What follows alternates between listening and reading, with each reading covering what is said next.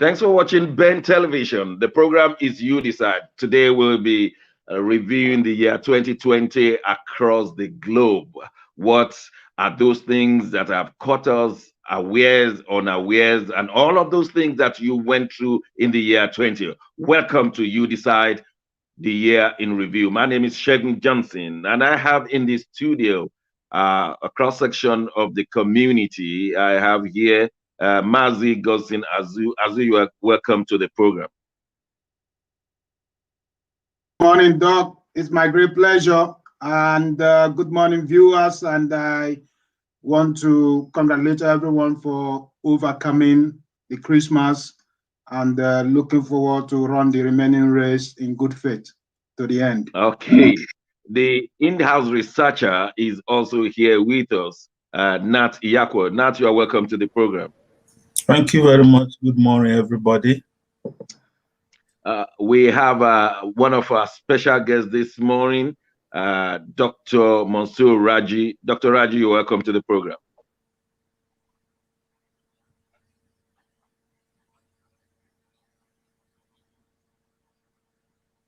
Dr. Raji, I welcome you to the program, this special edition. Good morning, everybody. Season greeting to everyone. And I'm so happy to be with you today. Thanks for inviting me. Of course, yes, you are a very special person because of all the things you'll be discussing with us. We have the last but not the least, a gospel artist who has just completed a song in the person of Prince Shadrach Olaluku. Prince Shadrach, you're welcome to the program. It's my pleasure, sir, to be with you. Yes, in a moment, we'll be asking you why you came up with a song, Gratitude. But let's start on a somber mood. The London Nigerian community was thrown into bereavement 3 days ago by the death of one of his well-known members who even happened to be the treasurer of NIDO UK. I'm talking of Sir Dr. Uzalo, and I'm going to ask our man Mazi Gosin Azu to pay a 1-minute tribute to a worthy Nigerian who just passed on in London. Yeah, thank you, Doc. It's a very, very saddened moment for many of us who are here in the United Kingdom and across Europe. When we had the news, the shocking news and the sad news of the passing away of one of our great community champions, a community leader, and one of the advocates of Nigerian culture, especially the Igbo culture in the UK and across Europe, in the person of Chief Sir Dr. Ejikeme Uzalo, who is a clinical physician here in the UK, and one of the first pioneer President General of Ohanese Ndigbo, UK and Ireland, and a former treasurer of NIDO UK South, the Nigerians in Diaspora organization here in the UK. Both of us served together on the same executive committee for 4 years, between 2012 to 2016. So I work closely with him. He's a very great man of honor, a man of high standard within the community, highly respected. And I want to appreciate the fact that the Nigerian High Commission were able to recognize that community role he played when they sent their condolences to the family. We wish the family strong faith at this very difficult time. And also, it has been a very challenging moment for the community also, because it's not the only one that Nigerian community has lost within the space of 1 week. The community also lost a very great lady, wonderful woman in the community, Sheyi Doing Good, something like that. I can't remember her surname. Wonderful woman in the community. We lost her also within the week. And also a one-time social secretary, I think so, of Kanuk, young, vibrant young man, Mr. Godwin Fuson. The president of the University of Benin Alumni Association here in the UK also passed away within a short period of last week. It's been a very challenging moment for the entire Nigerian community this December, and we pray and hope that this will not become a continuum before the end of the year. And we're looking forward to how the community will react to these three great community champions who just left us suddenly, shockingly, within a week in this December with this COVID rampaging and crisis going on. I will pray that God will keep as many of us as we continue to hope for the best before the end of the year and into the new year 2021. Thank you very much, Justin.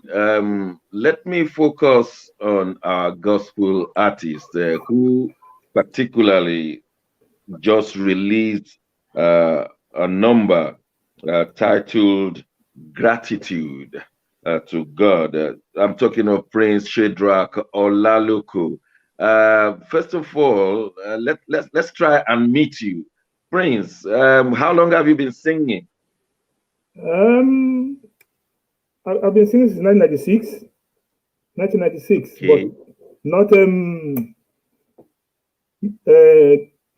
not singing, not made any album. This is my first album. Oh, okay. And you are based in Ireland. What's the name of your town in Ireland? It's called Galway. Galway. We call it God's Way. It's called Galway, but we call it God's Way. God's Way. Oh, you know? okay. Good. Just a side attraction.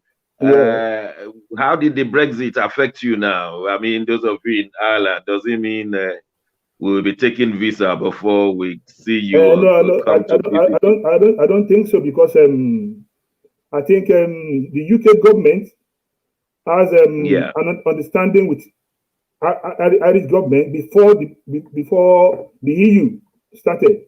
Okay. So we have a special bond with you guys. So if I travel to UK, okay, then I don't make no immigration, nothing. Just that's good to hear. Yeah, I just use that one to check you out. That's okay. good to hear. You titled this song "Gratitude" to God. What do you mean, gratitude? There are so many challenges, coronavirus, some people dying. You said gratitude. Tell us more. Basically, Bible says in all things you should give thanks. On record, we were told that over 1.7 million people died between December last year and this year. And it has pleased God to preserve me and you and our household.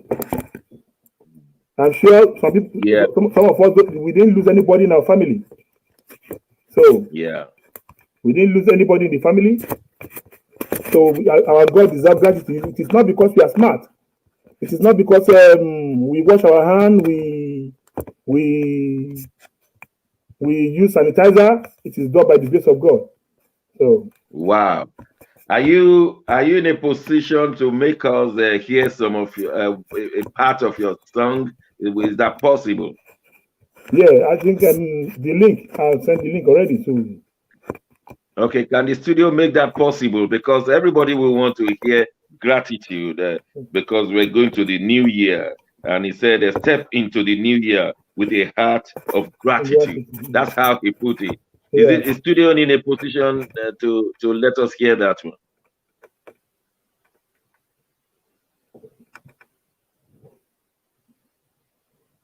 Well, while we are waiting for the studio will just inform me when they are ready so that we can enjoy some of what Shadrach has put together. The Shadrach I know in the Bible went through fire. Prince Shadrach, did you went through fire as well? Not as in fire, the one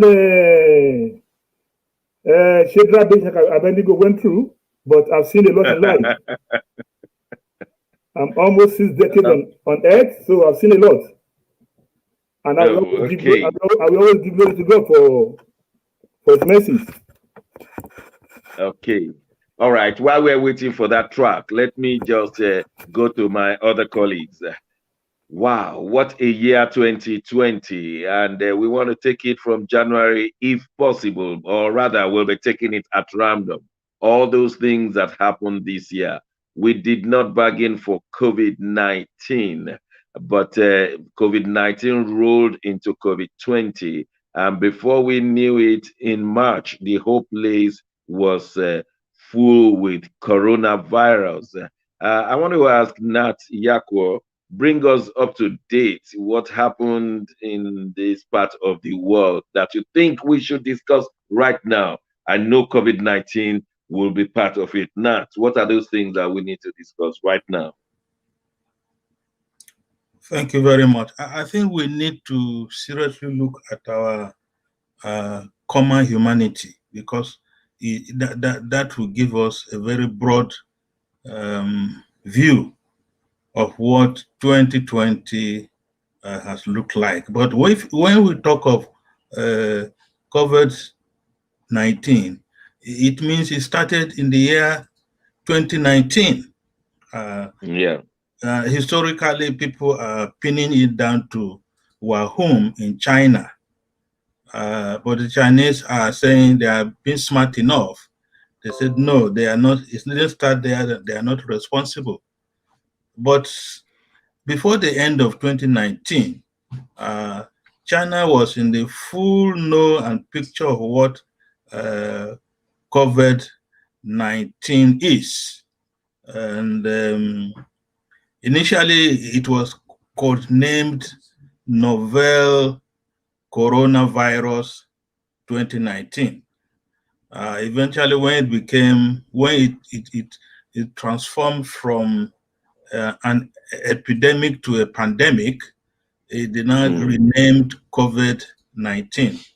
And 1 year on, COVID-19 is still occupying the front lines of whatever is happening in the world, especially the aviation and hospitality industry. I think that is where the heat, that is where the impact has been felt more. And as I said earlier on, our common humanity has also been thrown up to really show that we are all human, the rich and the poor. And I remember there was a film some years ago named "Even the Rich Also Cry." This time around,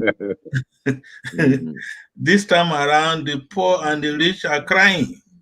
And in some places, the people, they even think the coronavirus is a rich man's virus. Yeah. Yeah. So here we are on up to today, December 30th, 2020, 1 year to go. I mean, one day to go.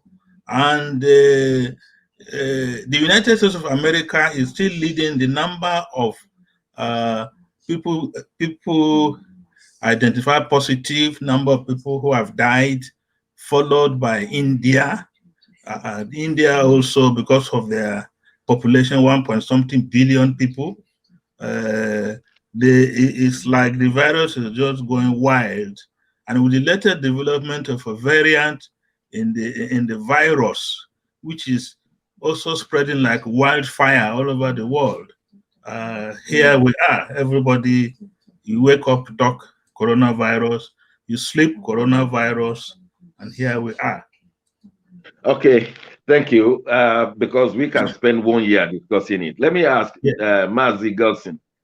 Gossin, how much have we spent trying to stop coronavirus across the globe? How has it affected the finance of the world all of a sudden? Can you tell us how it has eaten deep?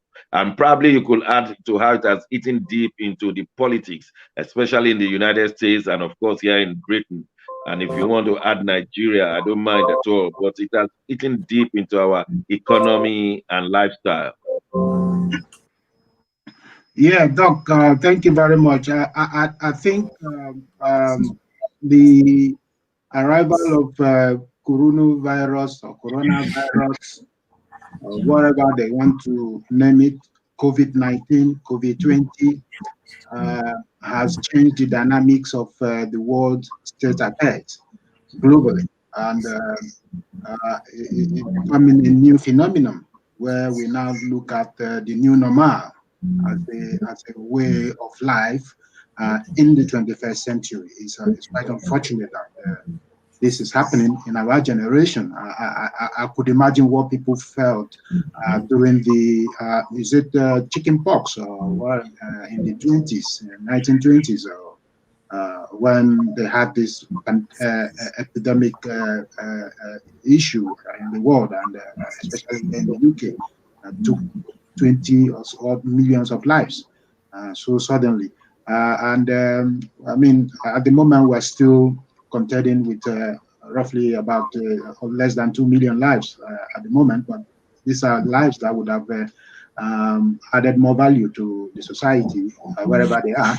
But then I could imagine in January this year, when after the Conservative victory at the election, they were looking forward to reshaping the economy of Great Britain and the rest of the world, when they came up with the caption "UK going global," and in January they hosted a couple of African leaders at the UK African Investment Summit to draw a new map of their relationship with African countries in terms of post-Brexit agenda. And with that pageantry and victorious host of that event in central London, people were Britain was looking forward to a triumph moment in 2020, moving forward, gaining quick, speedy, even though they ended up with one of the most fastest trade negotiation in history, with the end of the deal. But then we look at the economy is in a very strange land at the moment across the world, from UK to America to China to Africa. We're in a strange world with the economy now, and I wonder, the best people who are making out of this now are the market speculators who are speculating every day and making more money. But unfortunately, our prophets and prophetess are not able to gain from this, because they are not being able to prophetize or predict the right thing to make more money for their churches. Rather, we have some individuals in the US and in China and in the UK speculating very, very strongly and making more money and gain than even our prophets and prophetess. But unfortunately, all right, let me ask Dr. Raji. Thanks, Justin. Dr. Raji, you are an author and you've just published a book on ECOWAS, and we will be hearing from you concerning your book. But in the meantime, how has COVID-19 ravaged the whole of the West African sub-region? Would you say it has been the same way as it has ravaged the Western world, or let's say Western Europe? So to what extent has COVID-19 affected their lifestyle then? I agree with Dr. Azu. You know, COVID-19 didn't allow the churches to make enough profit for themselves, for the churches and themselves. And the way I believe COVID-19 has affected West Africa economically, because activities, if you take a country like Nigeria, a country with the most populous country in Africa, in the West African region, this country has been affected in a very particular way, because I have some friends, Nigerian friends, very dynamic in business. Because of this COVID-19, you know, the flow of investment has not been the same like previous years. So COVID-19 economically has affected West Africa. And thank God, the number of deaths we have witnessed in Europe, in America, has not been the same in Africa. So we need to thank God for that. hopefully what are the the third factors wave. for that? Has the World Health Organization received reasons for the lack of excess death in Africa? Is there any reason for that? Come again? I mean, do we have factors determining the little number of deaths in Africa? Is there any reason why people did not die and fall on the road? I believe West Africa are very disciplined. I sincerely believe that, because they follow the rule, wash your hand, safe distance. Although social distance has not been followed in West Africa, sometimes you see a street in Lagos or in Lomé or Abidjan, people they don't even respect social distance.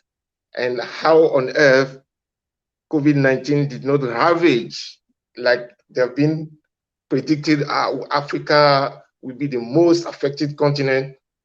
I sincerely have no scientific reason explanation for it. Probably it's the hand of God.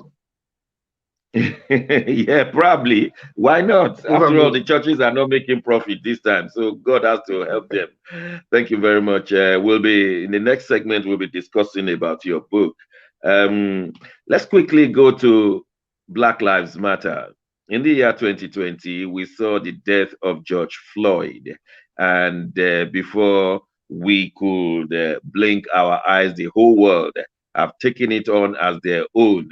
And George Floyd was a man typically now representing the black man. And for 7 minutes or so, or even some people say 8.2 minutes, we saw the American police officer kneeling on his neck, and he was shouting, "I can't breathe, I can't breathe." And eventually George Floyd died, and the world would not allow it to go away. The world was told that the Black Lives Matter, and before anyone could blink, we saw that the whole world took it on everywhere. In the United Kingdom, in France, Black Lives Matter, I can't breathe. And people like Al Sharpton came to the scene and said, the blacks have not been breathing for a long time. This was just a symbolic matter that had to come up. And let me leave it to Nat. Pick us up from there, Nat. So what exactly happened in 2 minutes, Nat? George Floyd story is a very moving story of life in America along the lines of segregation between the blacks and the whites. But most people may not know George Floyd was a born-again person. He was even holding. What does that mean to? What does that mean to our viewers? Born again Christian, born again person. What does that mean? Born again Christian. He had accepted Jesus Christ as his Lord and personal Savior, and he was living a practical Christian life.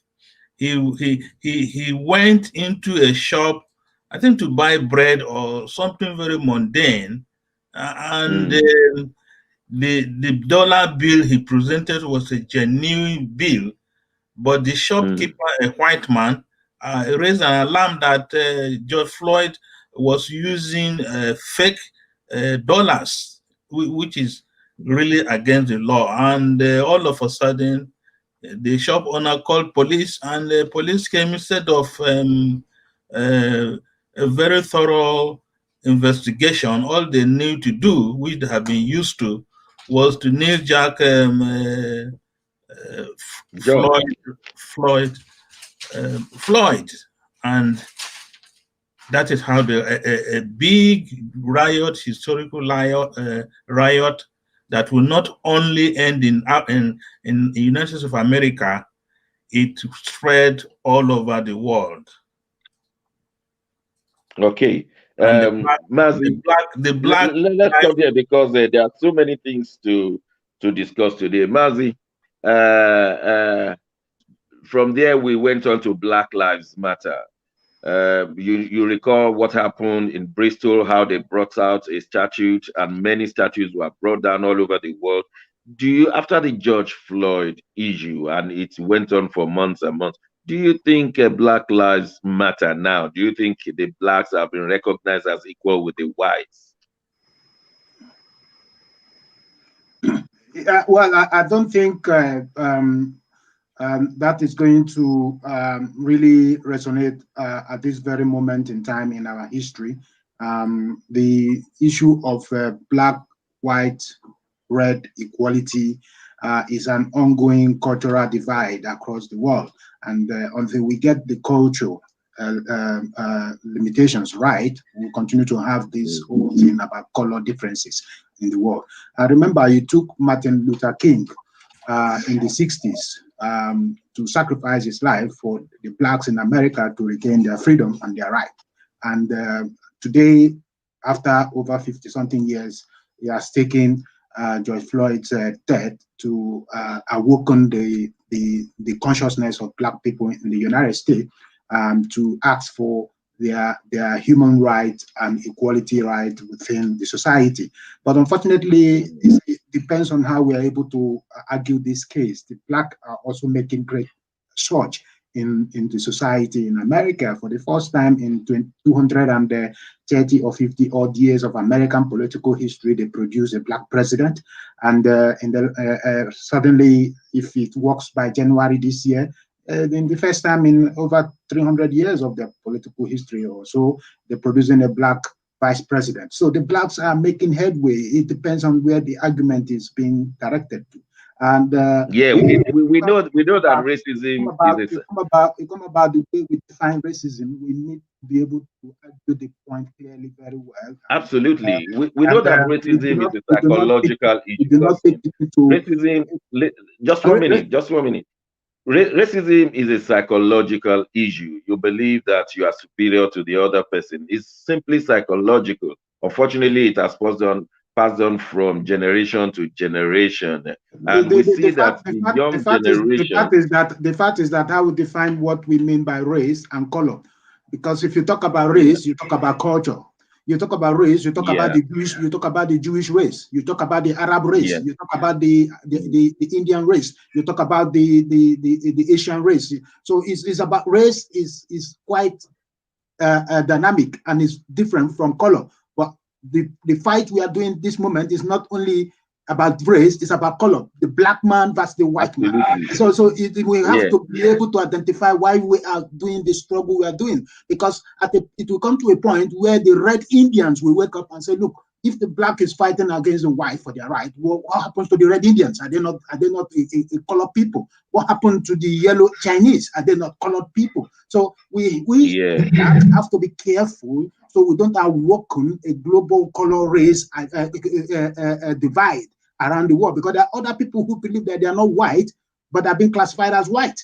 And then when things go wrong, they classify everybody as white. And they are not white. They tell you, I'm not white. Many things are historical. Many things are historical and psychological.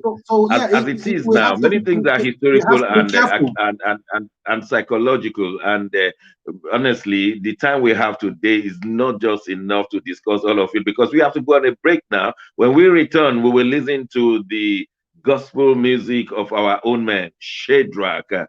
Don't go away, we'll be right back.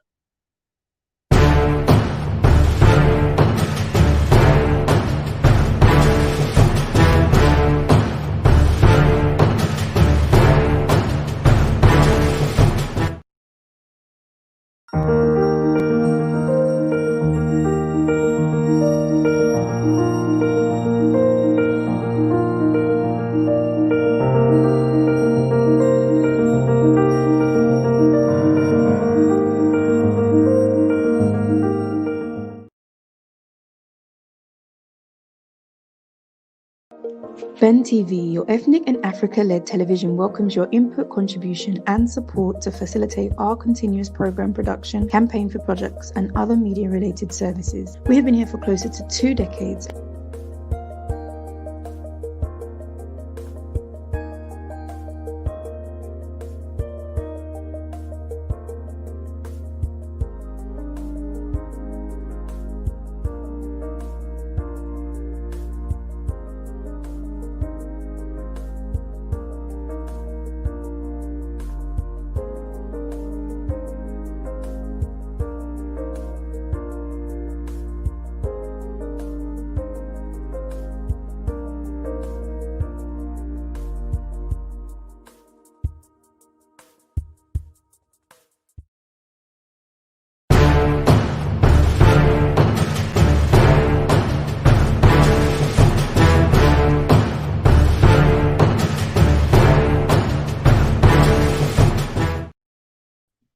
Thank you for watching Ben Television. The program is You Decide. You can participate by writing on the YouTube section, or you can email me at nigeriansdecide@yahoo.com, and I will read your comments out. Now, we want you to know that it's an interactive session we are having here, so you can easily email me your questions, your commentaries, nigeriansdecide@yahoo.com. We are reviewing the year 2020. Whatever you feel that has happened in 2020, we have covered or we have not covered adequately, or we have not seen, you can email us and then we will read it out to the rest of the world. I'm happy that we have Prince Shedrack Olaluko in the studio, and he is a gospel artist, and he has produced one album for the coming year, and he said that gratitude is everything to God. In all things, give God thanks. Let's just listen to his music before we come back to him. Yes, this is by Shedrack Olaluko. Listen to this one.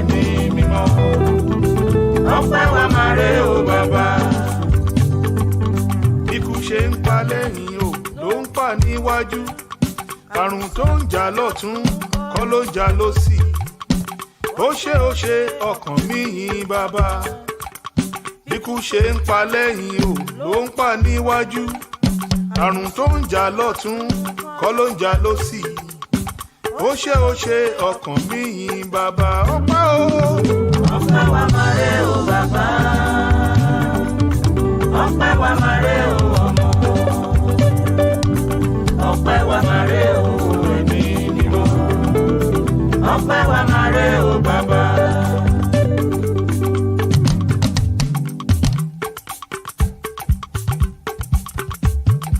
Ògo ògo fọ́lọ́run o ògo ògo fọ́lọ́run o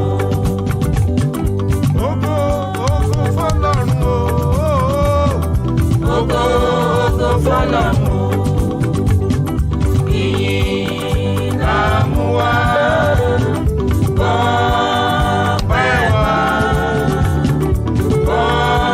ọpẹ́ wa o bàbá rere ògo ògo fọ́lọ́run o ògo ògo fọ́lọ́run o ògo ògo fọ́lọ́run o ògo ògo fọ́lọ́run o ìyìn la mú wá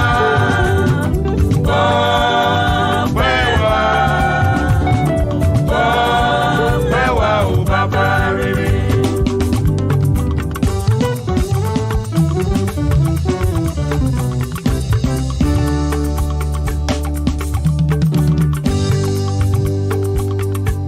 Kí ló wá ṣe o?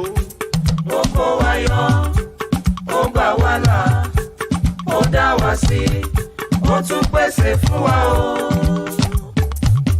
Bàbá a dúpẹ́ o, bàbá mi ẹ ṣeun o. Kí ló ṣe? Ó kó wa yọ, ó gbà wá là, ó dá wa sí, ó tún pèsè fún wa o. Yes, I never knew you could sing like these, Prince Shadrach. You have some moves that I have never seen in some. I'm telling you, you should be competing with those younger men. And I'm telling you this. Uh, are you a pastor?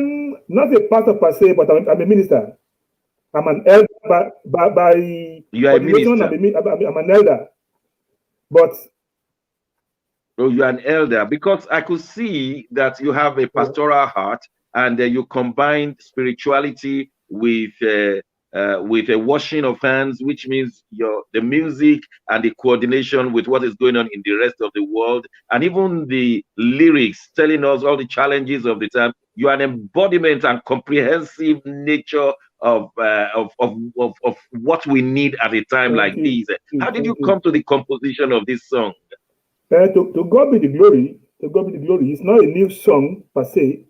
It's a song we've been singing right from when I was in Nigeria before I traveled abroad. But each time I sing those songs, God laid it in my heart. Okay. To put in the record, but I didn't take it serious. I remember I was in a wedding in 2016, a wedding of Fatima and Wale. I was not supposed to be at that wedding, but circumstances made sure I was there. I heard God clearly, that God let me understand that He doesn't like the way we Christians we say we're giving thanks to God, and we are singing ungodly music. God is not happy with it. So God gave me that mandate, and on that day, God gave me a reason why He told me to do it. So I didn't take it serious. And you could manage younger people along with those at your age level. How did you pull that together? I saw young people dancing and singing along. So you went through all the different generations in one video. Yeah. Actually, one of those dancers is my daughter, and the other one's a member of my choir. It's a member of my choir. You know, because of the COVID restriction. I mean, there would have been more than that, but we try to manage everything. But to God be the glory anyway. There were different shots. How many times did you shoot that particular video? Because I saw you changing clothes, which means you are having different times of. It must have taken you some hours. How long did it take you? The whole day. It took me the whole day. Yeah, 2 days. I think 2 days. 2 days.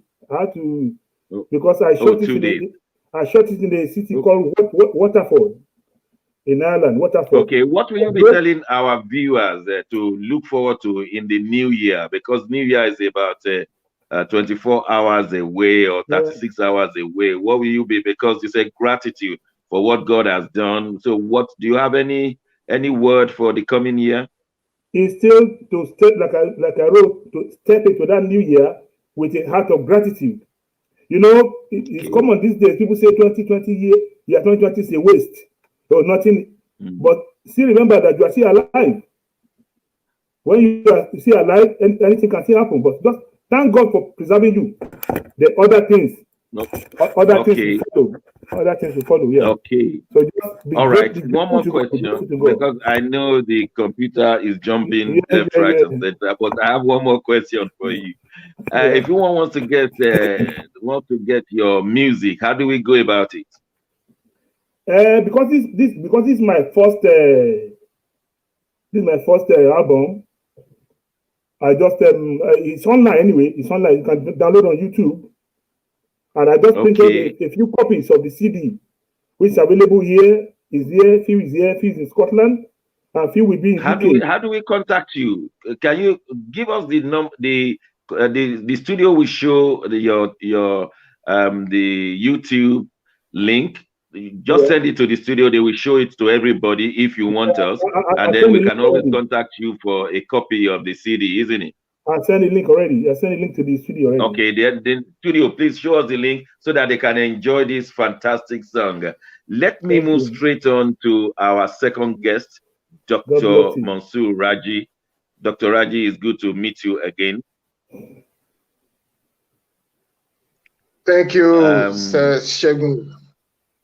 Yeah, you just wrote a book, ECOWAS, and you titled it "The Future of ECOWAS: Critical Perspectives, Issues, and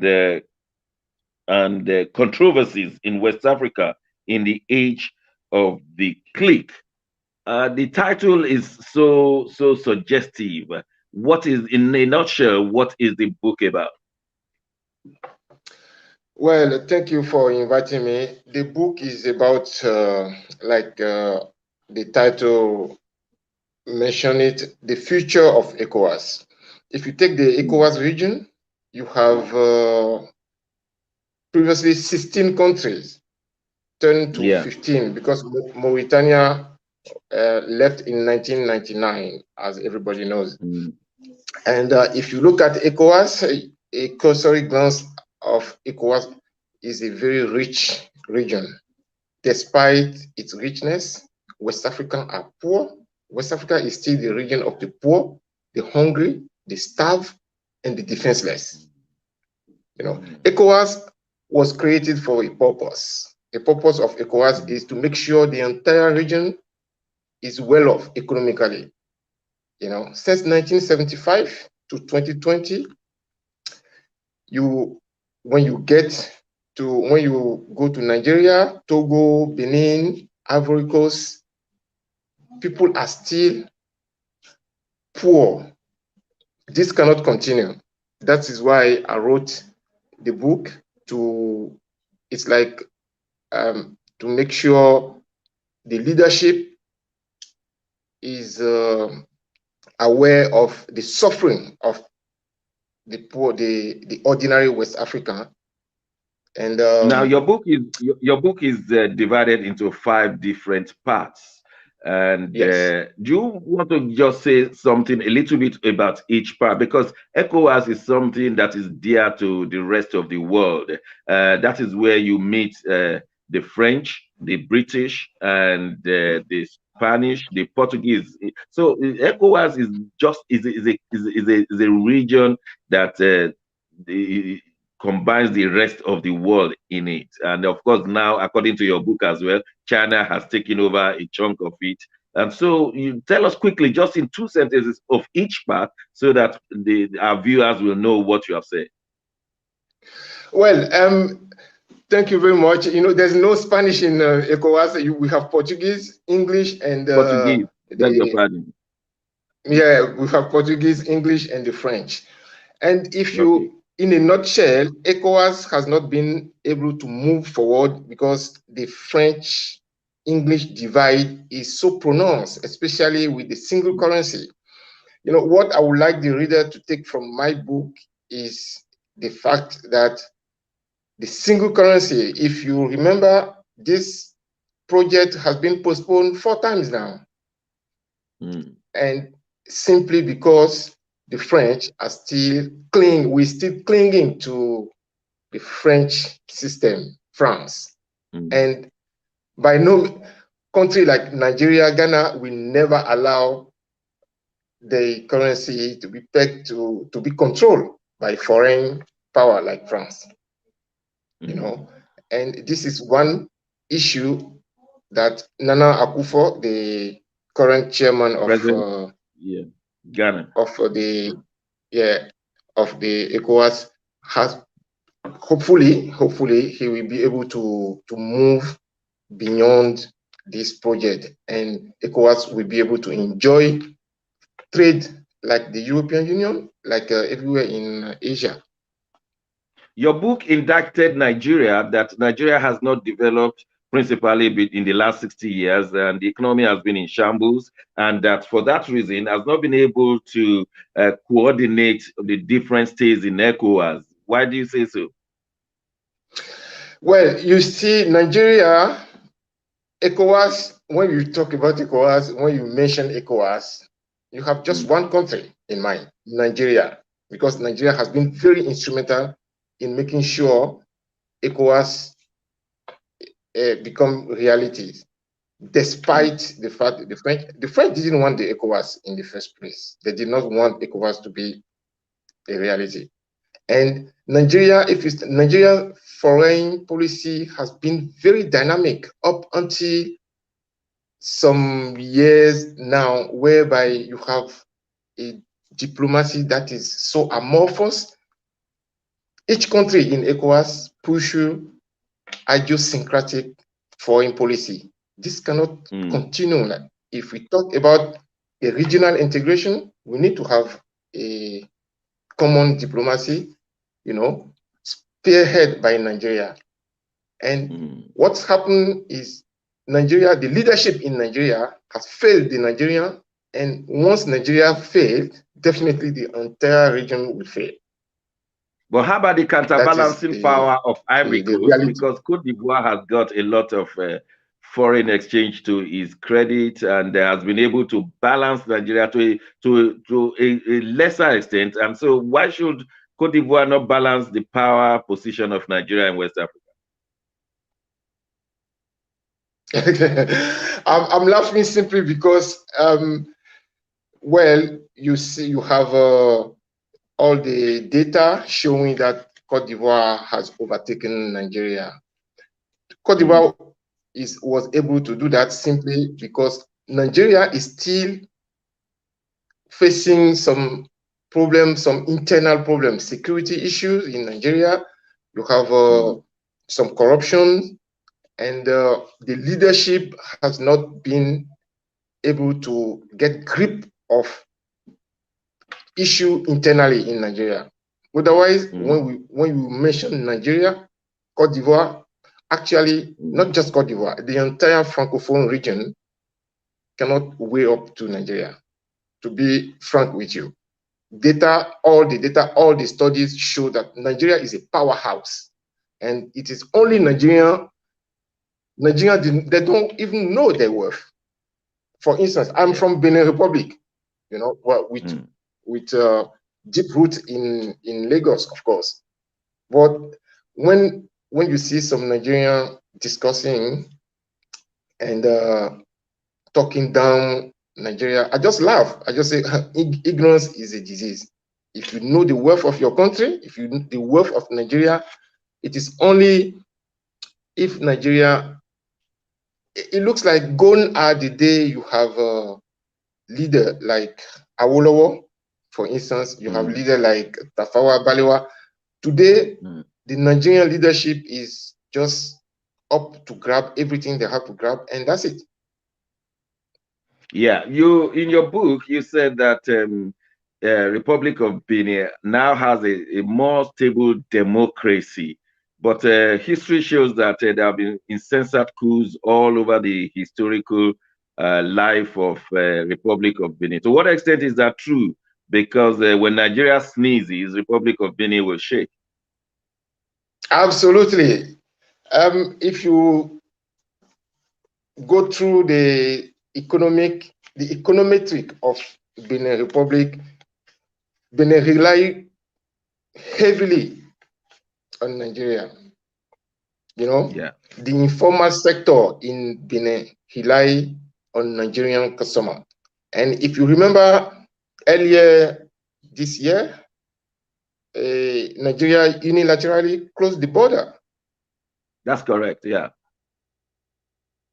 Yeah, Nigeria unilaterally closed the border, and the Buhari government was hoping to asphyxiate the administration of President Talon. However, you know, Benin Republic, the economy in Benin show resilience, and actually all the data show that our economy in Benin actually thrive despite the closure of the border. I mentioned this because no responsible government should close the border unilaterally. Borders are closed in specific conditions, and the conditions were not conducive for the Nigerian government to close the border in the first place. If you look at the risk, unfortunately, I will agree with you. I will agree with you. Yeah, I mean, definitely the closure of the border if you look at does not tally with it. yes, if you look at the reason advanced by the Buhari administration, the smuggling, if you look at Benin closely, you will see that Benin, the population in Benin people do not have the means, I mean the financial muscle, the logistic, to carry widespread smuggling. All the financial acumen come from Nigeria. Nigeria has established themselves in Benin Republic, and they are the one establishing the logistic for smuggling. So I believe, and I made I wrote an article in a newspaper in Benin, asking the government to show resilience, because it is only dialogue that can solve this problem. Now, from the little we know about, sorry to cut you short. From the little we know about the Francophone states in West Africa, most of their salaries are paid from France, because, like, Republic of Benin does not have enough money to pay its own civil servants. So it collects money from France, and France knows it, and France will always use Republic of Benin to watch Nigeria. We also know that Republic of Benin is exporting cocoa at times more than Nigeria, and Republic of Benin does not grow cocoa. And most of these Francophone states, they were created, like you rightly said, due to the wrangling between Britain and France, especially at the 1885 Berlin Conference. And that is why all the Anglophone states in West Africa are surrounded by Francophone states. Look at Gambia, rounded up by Senegal, Ghana, all their neighbors are Francophone countries.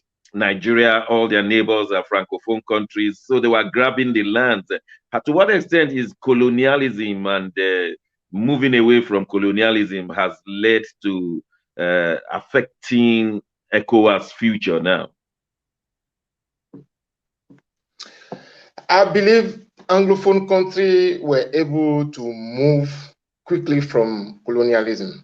However, the French countries, Benin, Ivory Coast, and Togo, to mention a few of these, we are still clinging to France. And to be honest with you, I will not blame France for this, because it is simple. Every country in this world pushes their own self-interest. It is up to us to sever the tide. And for that, we need good leadership. But the central bank of the Francophone countries is still in France, isn't it? That is right. The central bank is not in France. We have this bizarre arrangement whereby we have it is bizarre, actually. That is to be honest with you.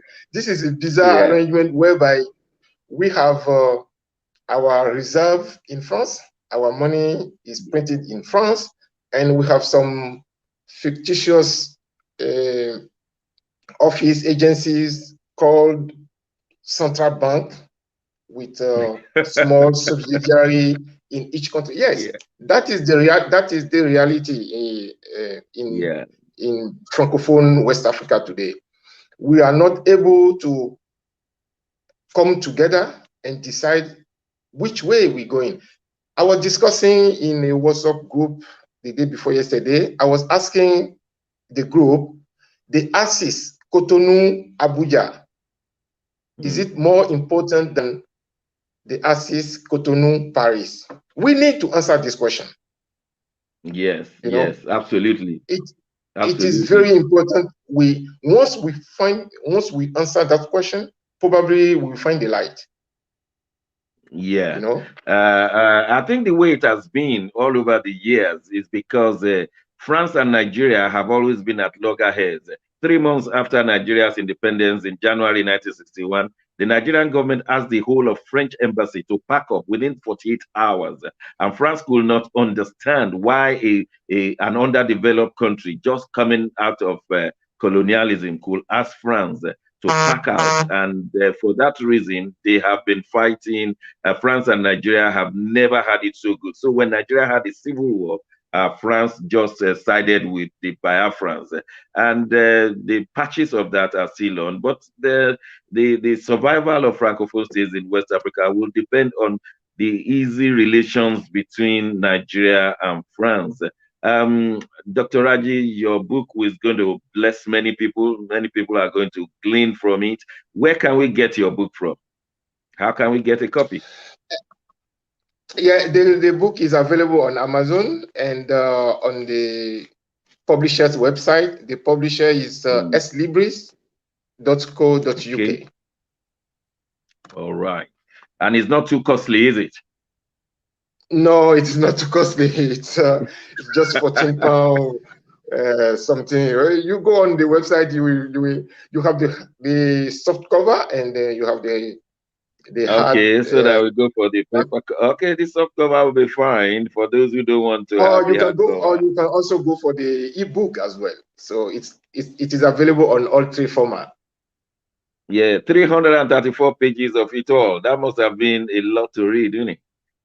338, in fact. So it's 338. I'm sure that your study there is going to help many scholars, because you have put it in a scholarly fashion with all the factors of power discussed and all the data of, that you have updated us on those. So it's going to be a book for us to read early January, and it's a pleasure to have you here. Don't go, because we are going on a short break. When we return, we will be discussing how 2020 has impacted the rest of us in Nigeria, West Africa, and indeed the rest of the globe. But let's go on a short break with the song, with the music of Shadrach Olaluko. And we can, of course, excuse Prince Shadrach for the next segment. So let's have that song one more time. I want to see his moves again as we go on a short break. Don't go.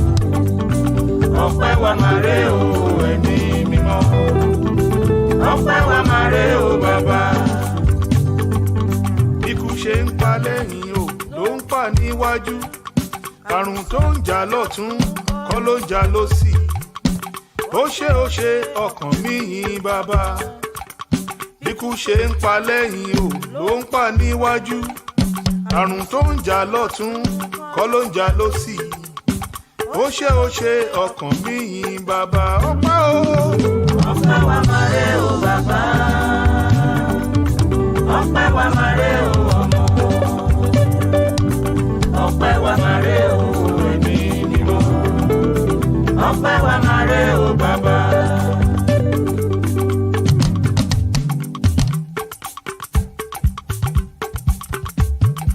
Ògo ògo fọ́lọ́run o ògo ògo fọ́lọ́run o ògo ògo fọ́lọ́run o ògo ògo fọ́lọ́run o ìyìn la mú wá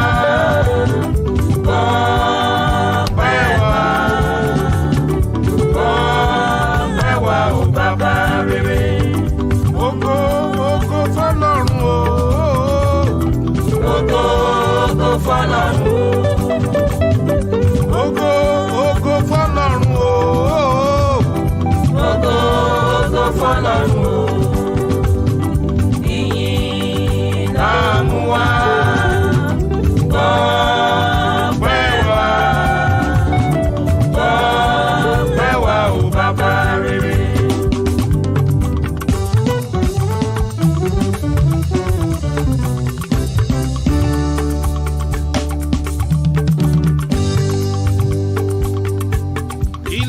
ṣe o. Ó kó wa yọ, ó gbà wá là, ó dá wa sí, ó tún pèsè fún wa o. Bàbá a dúpẹ́ o, bàbá mi ẹ ṣeun o. Kí ló ṣe? Ó kó wa yọ, ó gbà wá là, ó dá wa sí, ó tún pèsè fún wa o.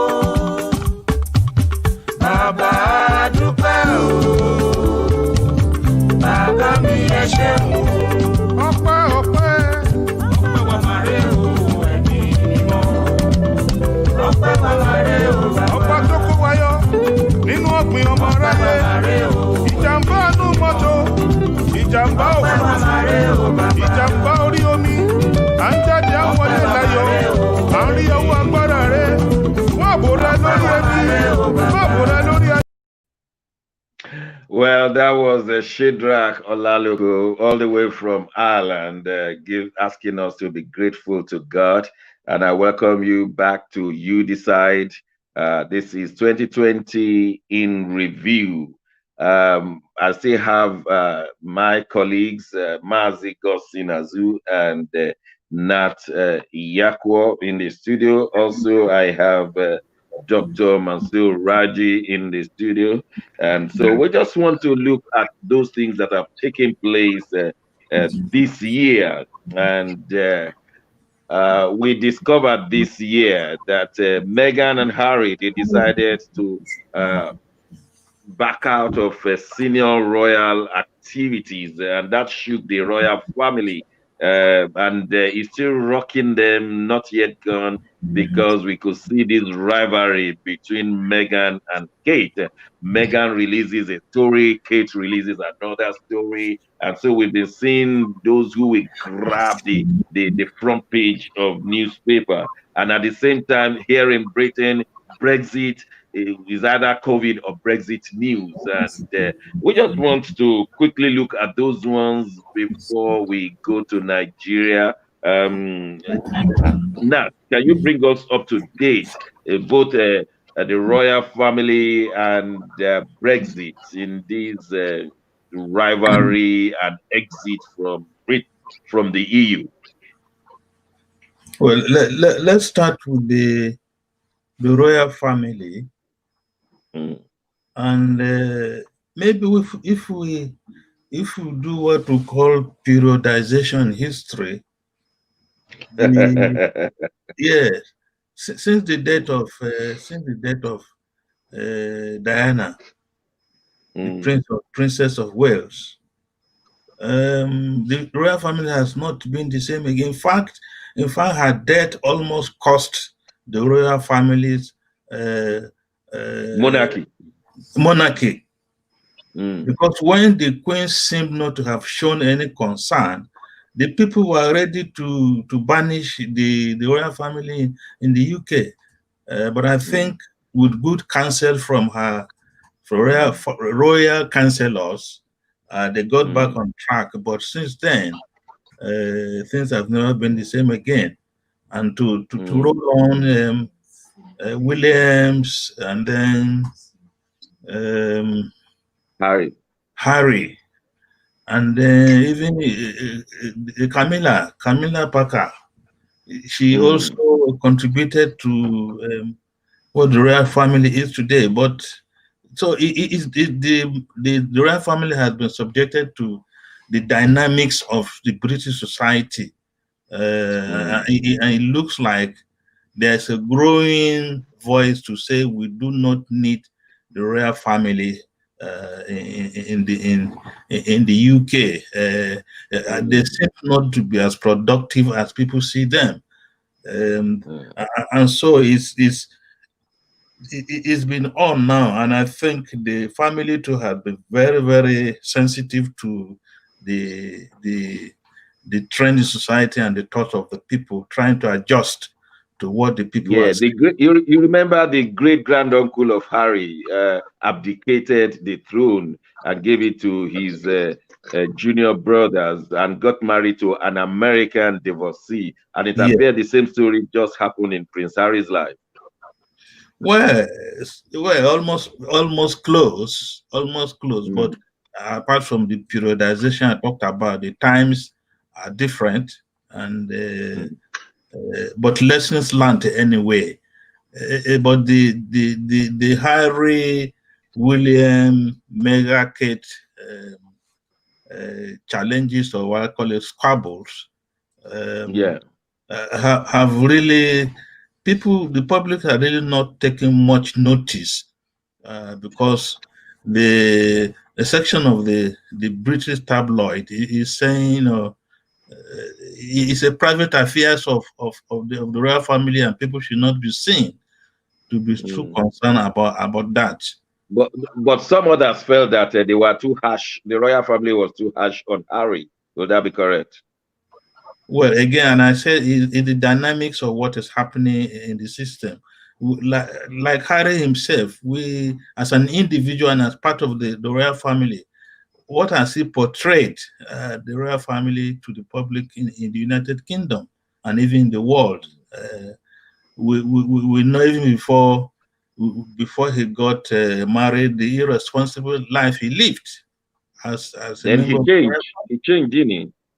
What he said? He changed from that kind of lifestyle and to a responsible man. With marriage, he now became a public property. He couldn't afford to behave the way he used to behave before. It became a disgrace to the royal family when you mentioned the name Harry. Yeah, but I believe he changed. I mean, he went to war and came out of the war, and so he became a very good member of the royal family. He went to war. He made his own mistake, but it was more of an adventure and to run away from idleness, because there was nothing doing in the palace. And so the next thing to do is to be in the armed forces and go to Iran and Iraq. And many people will see you as a Republican and not a royal person. Will that be correct? No, he wants to claim both. All right, let me ask Mazi. Let me ask Godson. Two words at the same time. Yeah, I know. Godson, we are out of the EU in 36 hours, and Brexit was discussed for 365 days, as it were. In fact, today, the members of parliament will be voting for the trade deal made by Boris Johnson on Christmas Day, and Boris was jumping up, and many people said there was nothing in that trade deal that was not on the ground. In fact, Britain will be spending more money, they'll be employing more staff to deal with different trade routes and different countries. That definitely the 350 million pounds promised, 350 million pounds per week promised the NHS will not happen. Godson, I know your master's thesis was on Brexit and EU. What will you say? How far? Well, so far so good. Say how far? So far so good. The Brexit deal, in as much as some of us would believe that is half cooked, half done, is just a way of politically correctness of showing the ability of certain people not allowing the worst to happen between the relationship of Great Britain and the rest of the European Union by reaching out to this common trade route deal. The deal that was reached out is basically for a trade relationship rather than the best of it all, in the sense of social mobility and economic rather than economic mobility. The best out of the deal is the economic mobility rather than the downfall of its social mobility aspect of it, in the sense that we still don't have a proper deal about people coming across the borders freely. People now, after the 31st of January, you go into Europe, you have to, if you spend more than 90 days, you have to seek for a visa to stay in any of the European country. And if you're looking for a job in any of the European countries now, you have to apply for a working visa. And so also vis-a-vis here in the UK. So that issue of trying to find the European Union, trying to gain that advantage about social mobility didn't really work out. And so we still say that the deal is partially a deal, but not absolutely a complete good deal for the will you think did the British did the British get what they wanted by exiting the EU, or you think it's just pulling wool over the eyes? The United Kingdom in that negotiation were able to at the same time get a complete outright of its law from and legal legitimacy from the so EU. The issue of Brexit was about sovereignty. Is that what? Sovereignty. Yeah, it's about sovereignty, and like we said, the EU, Britain, looking into the future, where the EU was tilting into more of a political structured organization rather than economic structured organization, felt that in the next 10, 15 years, if the EU is allowed to go the way they're trying to restructure its institutional power, it means that most countries will lose their sovereignty, lost their political and democratic right to a common pool. And Britain, looking at that, felt that that will end the history of Britain's sovereignty in terms of its royal monarchy institution. And like we're saying about the royal family still, or the monarch system in Britain still remains the symbol of attraction, remains the symbol of his foreign policy in terms of his relationships around the world. Let me ask you an honest question. The Queen, in all essence, still is a head of state to some countries around the world, even though they have their own democratic structures, but she still remains the head of state. Yeah, but let me ask you a real question. Don't you think this Brexit matter, when you look at it all, the major thing that Britain has been able to get out of it is the preservation of the monarchy rather than any other thing? Because during the campaign 4 years ago, even the monarchy used a method to pass out that the Queen will prefer us to get out of Europe. There was a way she said it, even though the palace denied it after a while, but then the message has been released. So at the end of the day, the sovereignty we're talking about is actually the preservation of the monarch, isn't it? Of course, it is, because if you look back to histories from as far back as early 1970s, when the Harold Wilson's era that really re-entered Britain into the economic community, the argument then was basically centered on the economic benefit of Britain being part of that economic community of the European nations, and the monarch then were not in full support of that arrangement, knowing very well that such things could end up their royal institution in Great Britain and across Europe. Just like the EU has kind of subdued a lot of monarch institutions across Europe, in Spain, in Italy, in Belgium, and in Netherlands.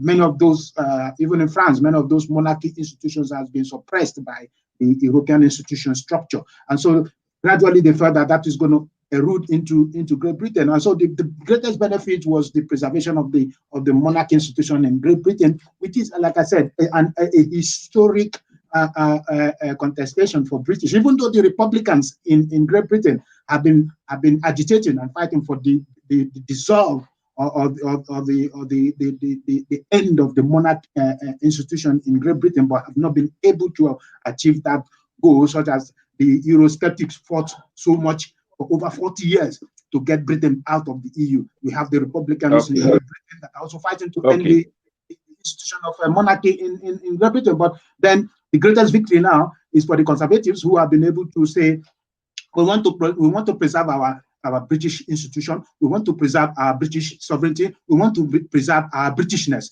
from being eroded by an European core. And at what cost? And at what cost?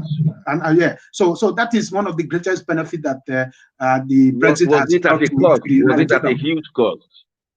Well, at a huge cost, because you have to pay a price for trying to fight an independent right within a nation state's agenda, because you are leaving a group of 28 nations where you have a market value of over 500 million people, and then you are looking out now to how you can substitute this 500 million market from other nations around the world. So they are looking now. It's a very big tax, but I believe that, like they said, this deal is one of the fastest ever trade negotiation deal that has been achieved within a record time in history. And and if you look back at what has been going on in the last 7-8 months, Britain has been able to sign fantastic deals across the world within this same period, with Canada, with North Korea, with South Korea, with Japan, with Switzerland,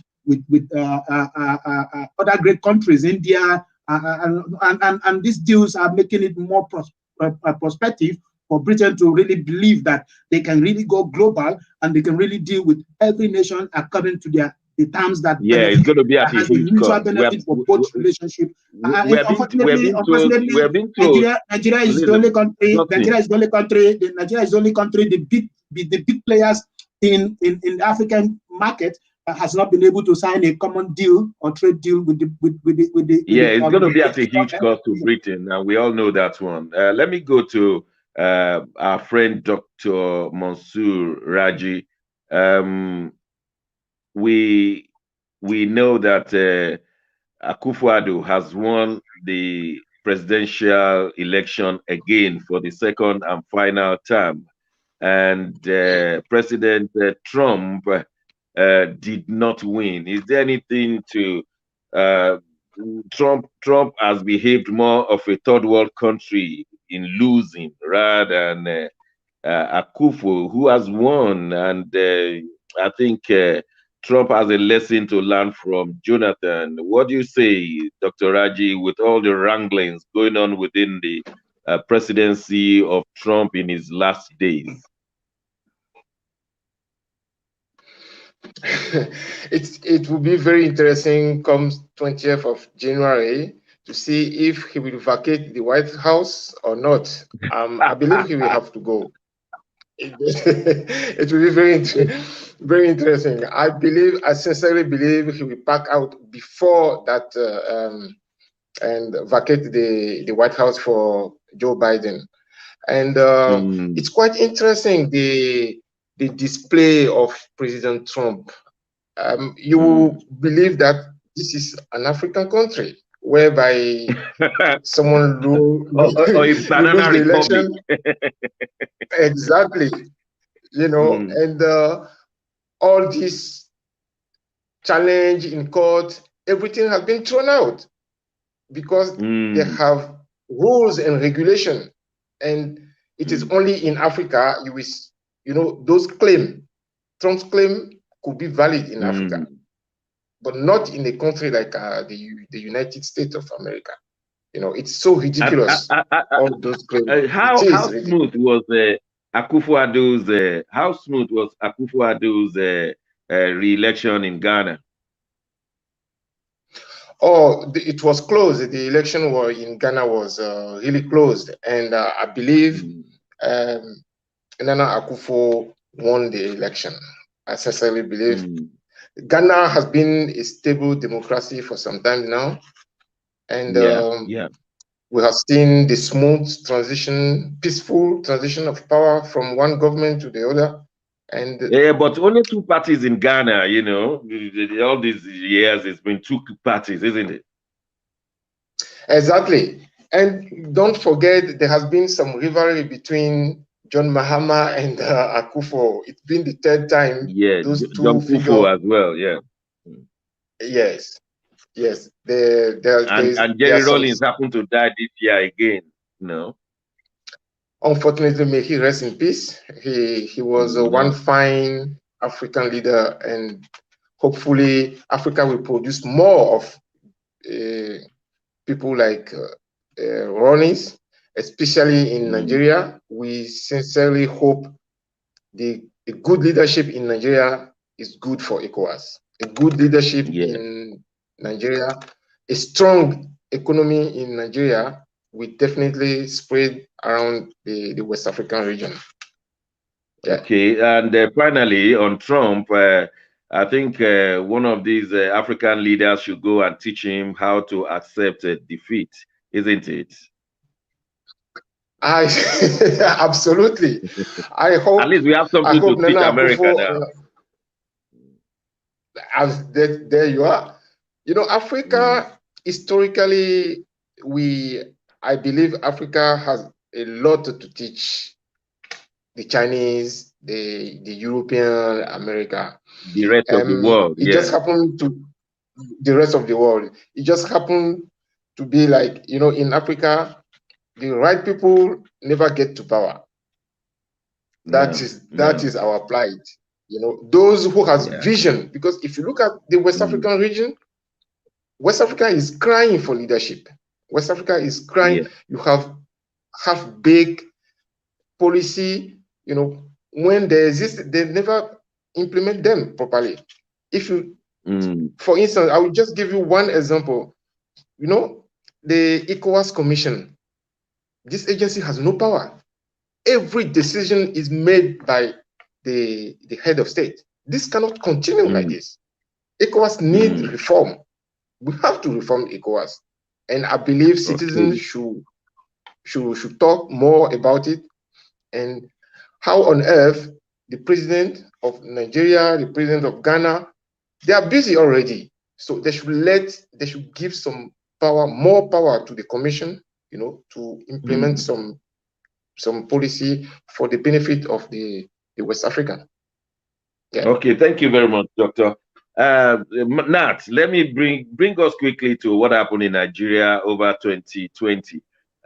We saw that our own man Adesina was made the Director General of the African Development Bank again, against the wishes of the United States. We overcame the United States of America opposing a Nigerian candidate that won unanimously. But after the second look at his tenure, they found him worthy, and he's now running his second term. Unfortunately, Okonjo-Iweala tried to be the next DG of World Trade Organization, but it never happened. And of course, we're still expecting that she should win that position because the South Korean woman has backed out. Tell us this good news. At least we have one good news: African Development Bank still being led by a Nigerian. And then maybe you can then take us to NSAS, because I'm looking at the time. There are so many things to discuss concerning Nigeria. So give us quickly update. Okay, the African Development Bank and World Trade Organization, as Nigeria does very well outside her geographical area. Is that complimentary? Come on. It's not complimentary at all. We perform very well in peacekeeping missions, but we cannot keep peace in our own territory. It's shameful and disgraceful. And again, these individuals, Adesina and Okonjo-Iweala, are individuals by accident coming from Nigeria, because their qualifications, their work experience, and their kind consideration by those international bodies were based on their personal performance, not on, they had backings of their countries anyway. And so we give kudos to Akinwumi Adesina, president of African Development Bank. I think it's on his own merit and on his own efforts. The So we wish him a successful tenure, and we also want to look forward to Okonjo-Iweala being winning her race as the Director General of the World Trade Organization. I have no doubt in my mind that the challenges we have will pass by time. I think Joe Biden, the president-elect of USA, will be more considerate in looking at the World Trade Organization, more so that the South Korean woman has dropped out of the race. The NSAS happens to be a major factor in Nigeria of 2020 because after the COVID-19, I think NSAS should be placed second, and there may be, well, the insecurity will come first, COVID, and then NSAS. The NSAS was a peaceful demonstration that was organized by the young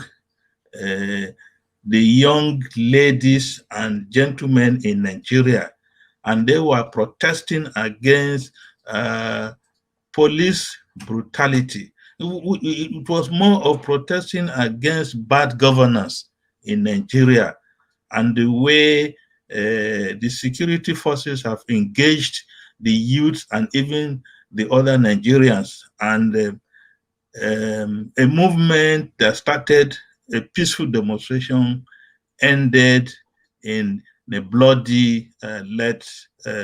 bloody flow of innocent Nigerians' blood because of the response of the federal government of Nigeria. The SARS thing hasn't ended. It may be the second or third phase now. The reaction of the federal government by setting up judicial panels of inquiry, that of Lagos has been the only one outstanding that we can talk of. We know in other states like Edo State and River State, they are still sitting, but we are not hearing much from those tribunals.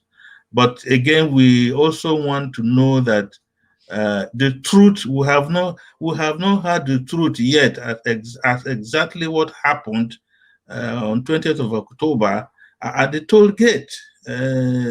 Because up to now, the federal government said nobody was killed. Amnesty International and CNN is saying we lost souls. People were killed at that incident. So we wait and see how things will play out, especially if the panel is allowed to do their job thoroughly, transparently, and able to account for the incident at toll gate. Okay, we have to go on a short break. When we return, we'll be looking at issues that happened in Nigeria in 2020. Don't go away, we'll be right back.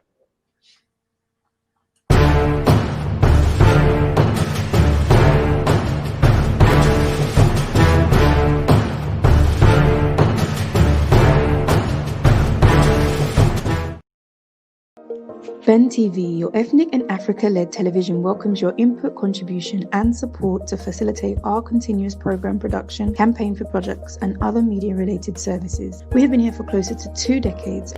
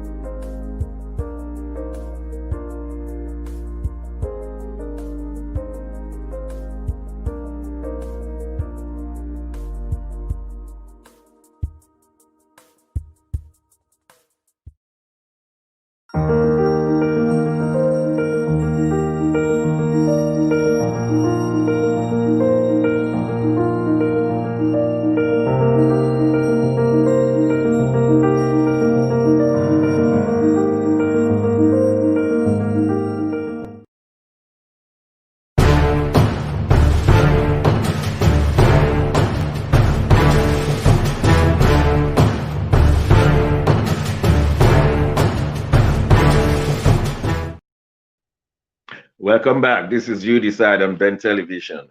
We are reviewing the year 2020 and we want to zero in on Nigeria. Nat Yakwo just told us the EndSARS was a major issue that happened in Nigeria. And we really want to look at the security matters in totality in the year 2020. It's not been a good story at all. There are so many massacres, especially in Borno, the northeastern part of Nigeria. We understood that some 43, depending on who you are, or 60 farmers were killed because they did not take permission from the military before they went to harvest. We were also told that some 600 boys were stolen from Kankara Secondary School in Katsina State while the president was busy sleeping in his own house, and when he was told, he chose to go and look after his cows. These are stories that we've had this year, and not to talk of other killings and abductions all over the country. And we just want to see how 2021 may fare out of all of these challenges. Let me start with Mazi. Mazi Gossin, you know the story perhaps more than me. You think there's going to be an improvement on the security of Nigeria in 2021 with all the calamities that happened in 2020? I think it's rather an unfortunate story, and is an issue that I would say is going to be a difficult challenge for Nigeria to come out from. We just have to believe God by day and every other day to keep moving as a living being in the country as it is today. I mean, the situation in Nigeria is precarious, and in the sense that it's not only about insecurity, it's about the issues of uncertainty, economic uncertainty in the country also, where the economy is nosing down and Nigeria is going into both local and domestic and international indebtedness. And we are borrowing more than we intend to produce, and it's unfortunate we are inching into a very, very dangerous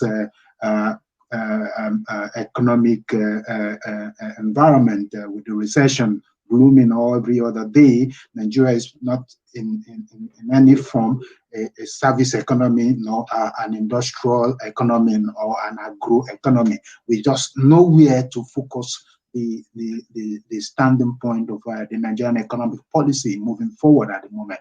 And then you bring that to when the uncertainty, the economic uncertainty brews the issues of insecurity also, because when people do not have that economic confidence, do not have that financial capability to sustain themselves, their family, their extended family and community, then the whole thing becomes about how do we get that financial and economic well-being. And if that is not available at any point, people go into other diverse means of survival, which is bringing about the issues of kidnapping or banditry, brings about abducting students, school girls, women, men, rich, poor. The whole thing is just so unbearable at the moment, and it's unfortunate that like Mr. Raji said, we've got a governance that has no clue about how to handle this whole situation, policy-wise. Okay, let me ask you a question. Politically wise, they are not able to direct. Let me ask you a question.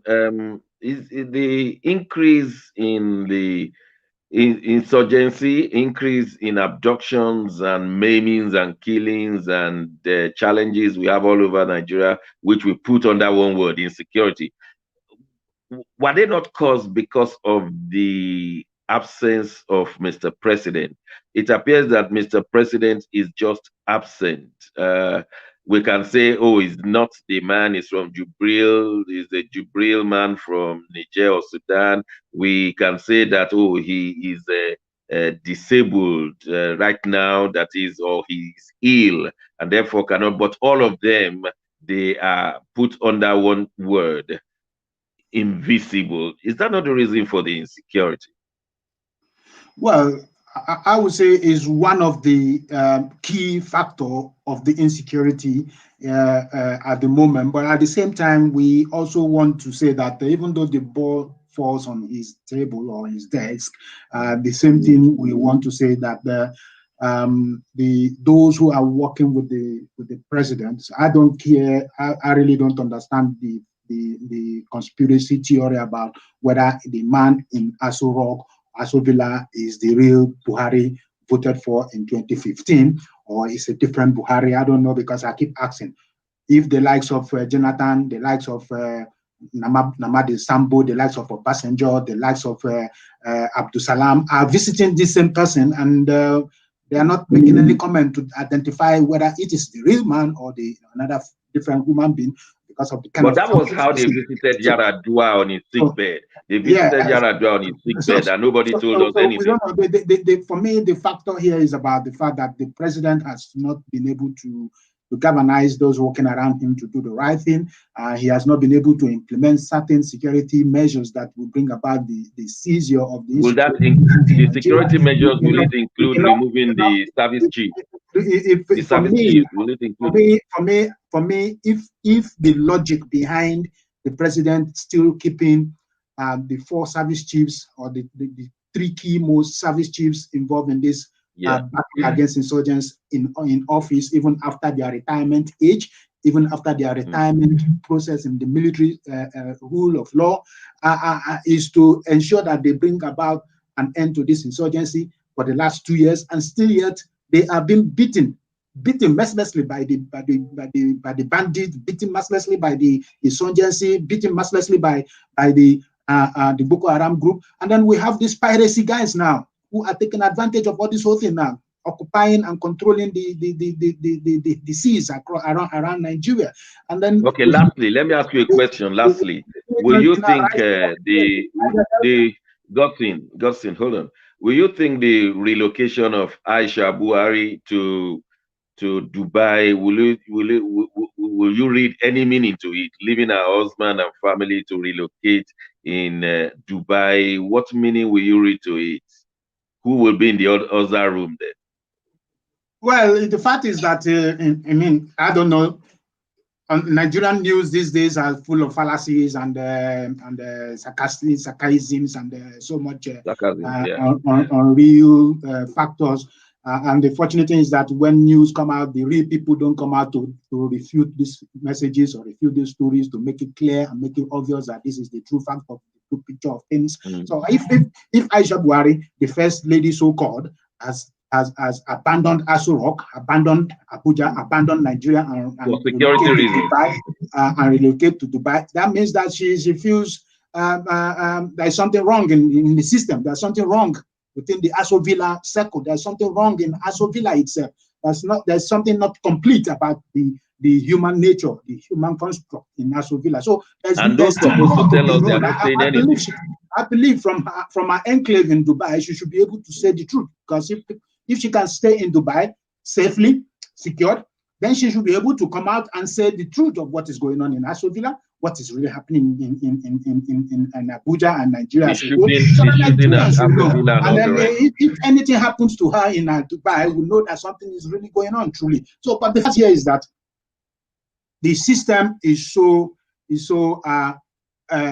distorted, and the oligarchs who are running the system now are bent in tightening up the entire political, economic, and social structure of fabrics of the entire society of Nigeria. And just like Raji said, if Nigeria fails we have to move on. We have to move on. Nat, will you say that the Kankara boys who were stolen was a scam? Many people believe they were scam. Will you take that position? No, I wouldn't take that position of a scam in the Kankara boys, but I think it was a very smart display of power and an attempt to, it's similar to the Dapchi girls thing. The abduction of the girls. Yes, that the Boko Haram will come to a village or to a school and take 111 people and bring them back apart from one. It's still, I think the jury is still out there with Dapchi and even the Kankara thing, because the Kankara thing where also there are so many conspiracy theories, so many things are happening. But at the end of the day, we have not been told the truth yet about the Kankara thing, especially those who are in a position to tell us the truth. They know what happened, but they are not telling us the truth, especially the governor of Katsina State and the Honorable Minister of Information, Lai Mohammed. They are not telling Nigerians the truth. They are not telling the world the truth. And there's a theory going out right now that if the Boko Haram should leave the northeastern part of Nigeria and team up with the bandits, the so-called bandits in Katsina, that they will want to move southward, and that will not augur well for Nigeria 2021. How far do you think that theory is working? Well, it has a historical perspective, a historical linkage. You know, when the jihad, the Fulani jihadists came into Nigeria, 1804 thereabout, was it 1904? 1804. They conquered what we call the Habe rulers, and those were the Hausas. And yes. those Hausas, the Fulani said those Hausas were pagans, and so they want to Islamize them. And that took care of especially what is now Kebbi, Sokoto, Katsina, Jigawa, Kano. Kaduna. Well, Kaduna not quite. Okay. Maybe northern Kaduna, but southern Kaduna was not the case. And they moved up to what we now have as Yobe. Yobe belong to two worlds. They are part of the Kanem-Borno Empire, and then the other the Caliphate.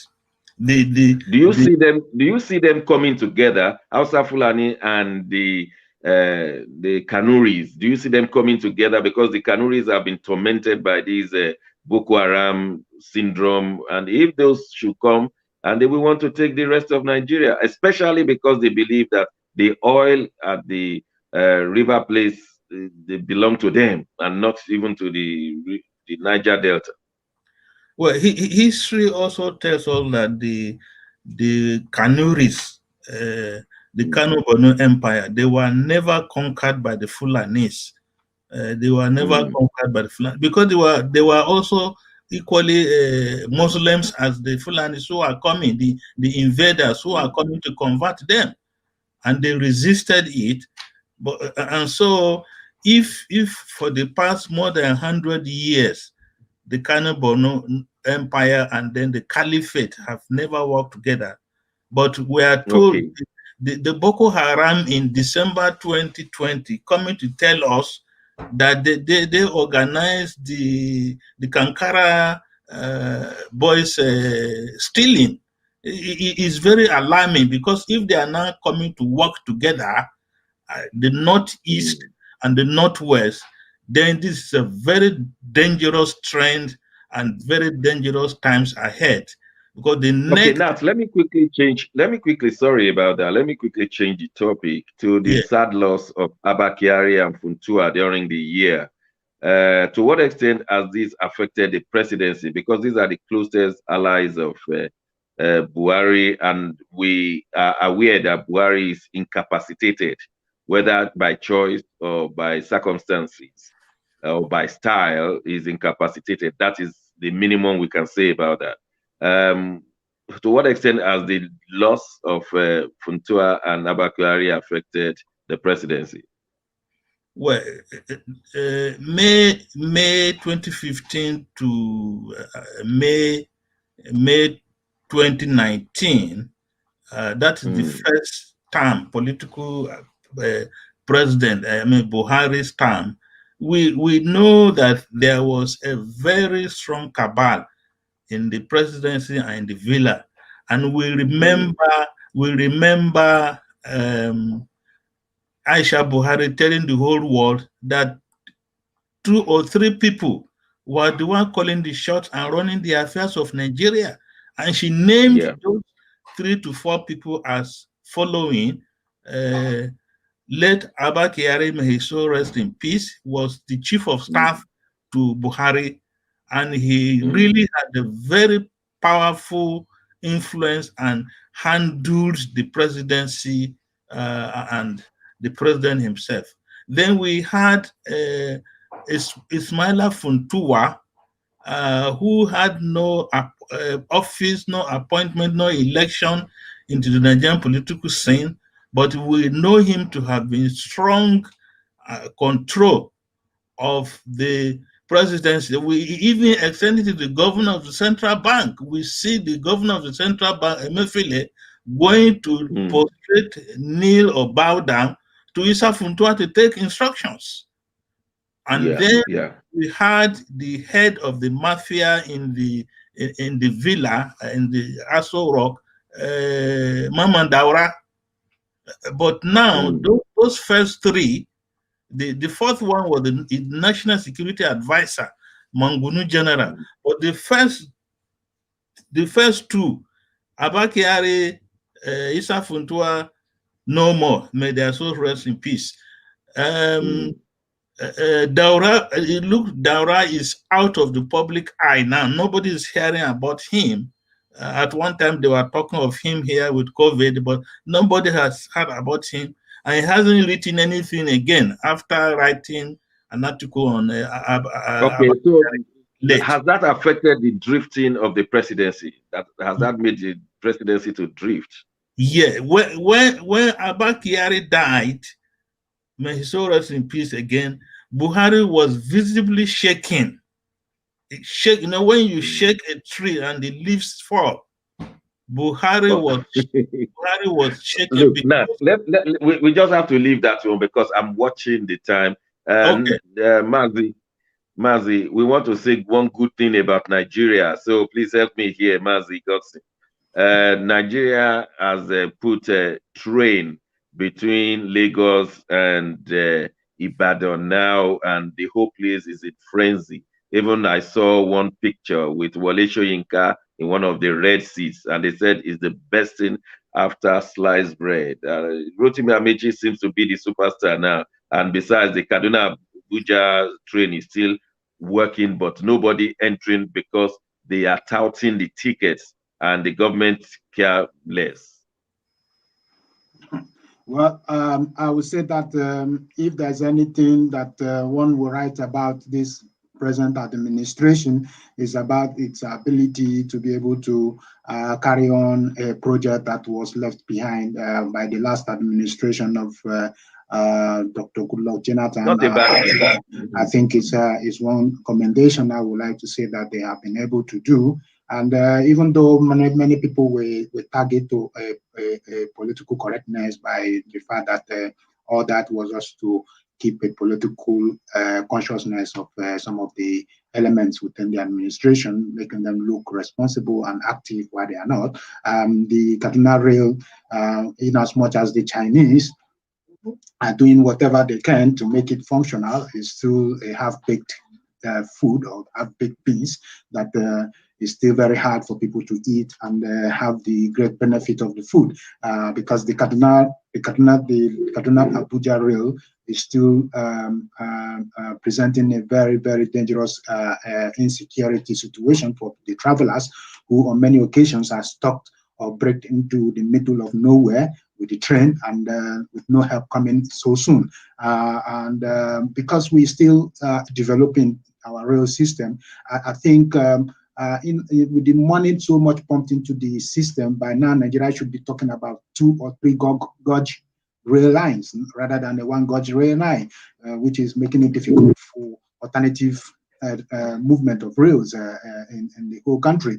And the improvement of the Lagos Ibadan Abeokuta Express Rail is another good thing. Like I was discussing with somebody the other day, and he said, "Look, if there's a steady rail movement in Nigeria, people can live in Ibadan and go to work in Lagos every day and feel comfortable." But the problem is that it may take 4 hours. Yeah, that's what I'm saying. But if the rails, if they have a proper standardized gauge rails standardized, what we have is manageable gauge rails, which is making it difficult. And because we're still running a locomotive system of rail, where the world today are moving to but Nigerians appear to be happy. They appear to be happy. We have a railway. Hey, hallelujah.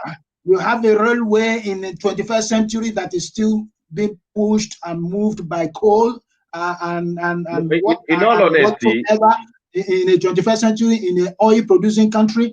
We should be talking about a rail that is what do you call it, electric or renewable energy powered, whereby we can have multiple trains moving on different time frames in order to meet up with the hourly or 1.5 hourly arrangement. Okay.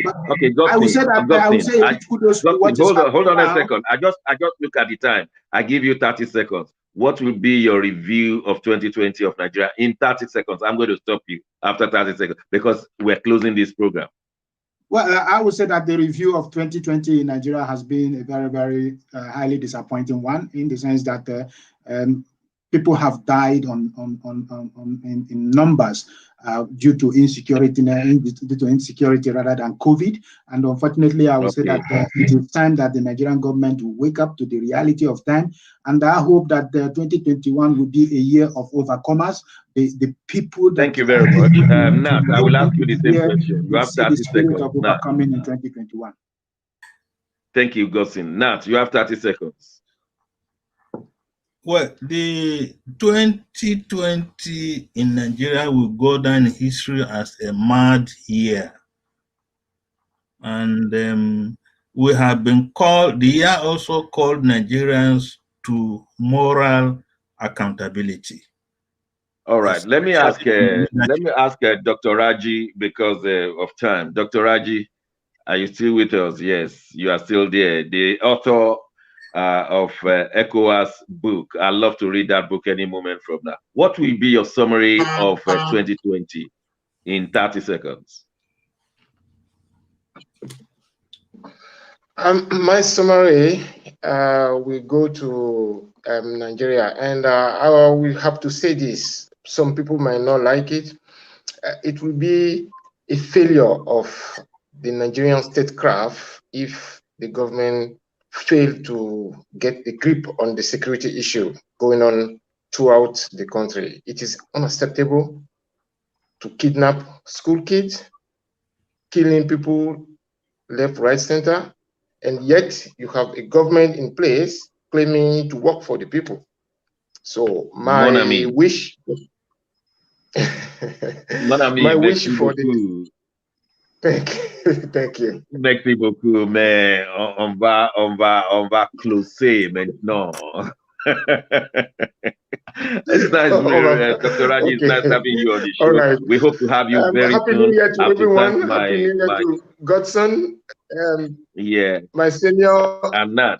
Happy New Year to everybody. I want to thank you, Nat and Godson, and the host of our cruise in the studio, and especially our executive producer, Dr. Alistair Shoyode. We wish you a happy New Year, and definitely we'll be here on the 6th, which is next Wednesday, when we'll be presenting you an outlook for 2021. For what one can say right now in 30 seconds, if I have my 30 seconds, 2020 has been a global year of tear and tears. At the moment, we have 4th year, if not going to the 5th and the 6th years, but tears all over the world.